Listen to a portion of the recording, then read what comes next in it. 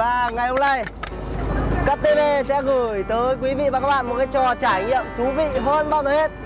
Ngày trước tôi đã đệm dùng cái ô tô tải 5 tấn này đệm qua những cái quả bóng da rồi, nhưng mà tôi chưa làm một cái clip nào đệm qua những quả bóng nhựa thế này. Đó, rất là nhiều màu sắc.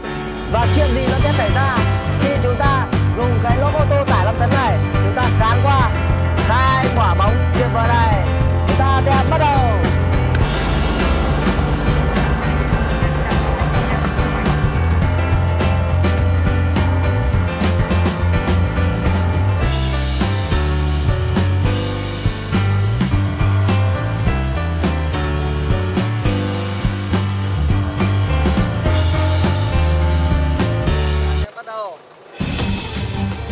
Chuyện gì nó sẽ xảy ra, liệu cái sự tung té của nó như thế nào.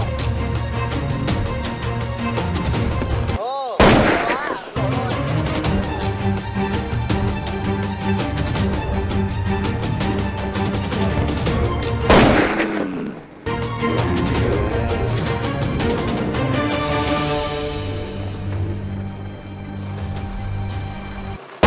Ồ, hay quá, nổ rồi.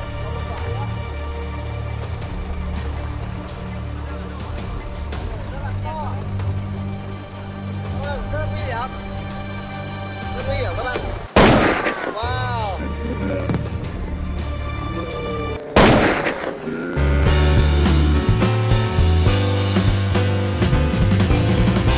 wow. Đúng không? Cái sự đặc biệt, cái quả bóng da thì nó không có tiếng nổ to này, và ngày hôm nay nó nổ khá là to như bom ấy. Và thực ra là ở trong nó không có gì đặc biệt cả. Đó. Trong nó không hề có một cái sự gì đặc biệt ở trong. Và nếu quý vị và các bạn nếu thấy clip này hay thì hãy chia sẻ cho nhiều người và comment xuống những cái ý tưởng tuyệt vời hơn của quý vị và các bạn. Thì tôi sẽ cán qua tất cả những cái điều mà quý vị mà cảm thấy nó cần được cán hết.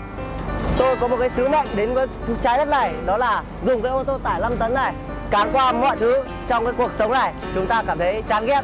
Và xin chào và hẹn gặp lại tất cả quý vị và các bạn trong những cái clip thú vị sắp tới. Xin chào.